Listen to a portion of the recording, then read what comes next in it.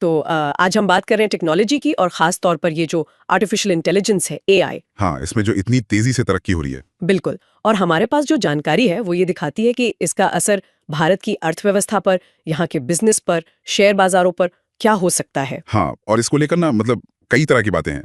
कुछ लोग बहुत उम्मीद लगाए बैठे हैं तो कुछ चिंता भी है। सही कहा। तो चलिए आज इन्हीं अलग अलग पहलुओं को जरा समझने की कोशिश करते हैं। हाँ, देखते हैं कि भाई आने वाले टाइम में भारतीय बिजनेस और मार्केट के लिए इसके क्या मायने हैं। कहाँ मौके बन सकते हैं और क्या मुश्किलें आ सकती हैं। बिल्कुल। तो सबसे पहले वो बड़ा सवाल जो शायद सबके दिमाग में है, नौकरियों का क्या होगा एआई और ऑटोमेशन से। भारत का आईटी सेक्टर, सर्विस सेक्टर, ये तो बहुत बड़े हैं, लाखों लोग काम करते हैं यहाँ। हाँ, और सुनने में तो यही आ रहा है कि जो रूटीन काम है, जैसे कोडिंग है, कस्टमर सर्विस है, हाँ, ये काफी हद तक ऑटोमेट हो सकते हैं। बल्कि कई टेक कंपनियां तो कोड लिखने के लिए एआई का इस्तेमाल कर भी रही हैं। अच्छा। तो ये चिंता तो है।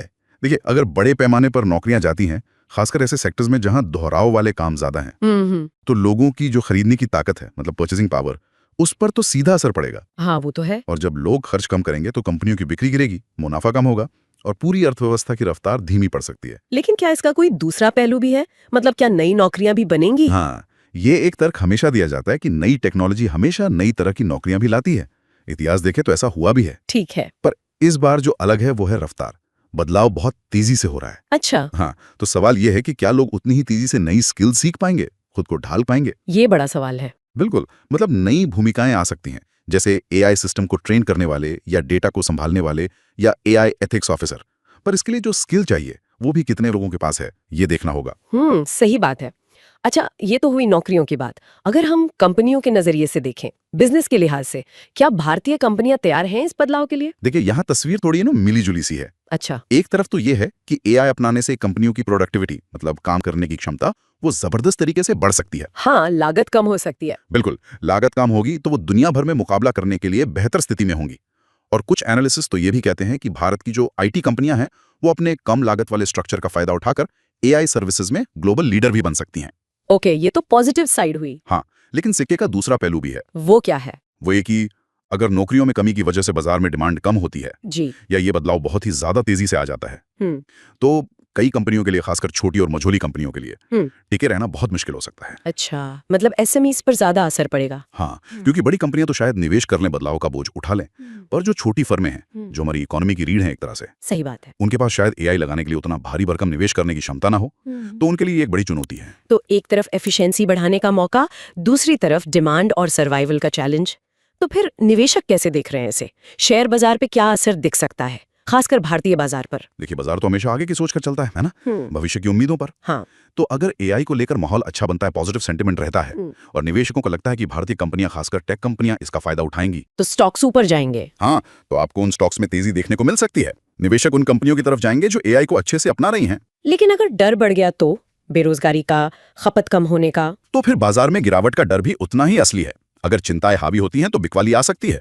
कुछ निवेशक मानते हैं कि ऐसी अनिश्चितता में अपने निवेश को फैला कर रखना चाहिए, डाइवर्सिफाई करना चाहिए। जैसे इंडेक्स फंड में पैसा लगाना। हाँ, बिल्कुल, इंडेक्स फंड में लगा दिया मतलब पूरे बाजार के उतार चढ़ाव का हिस्सा बन गए।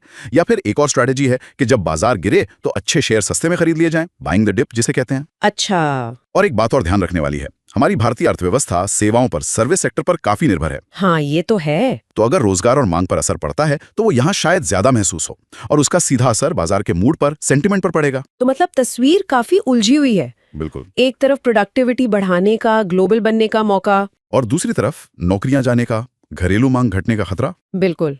ये एक बहुत बड़े बदलाव का दौर हो सकता है।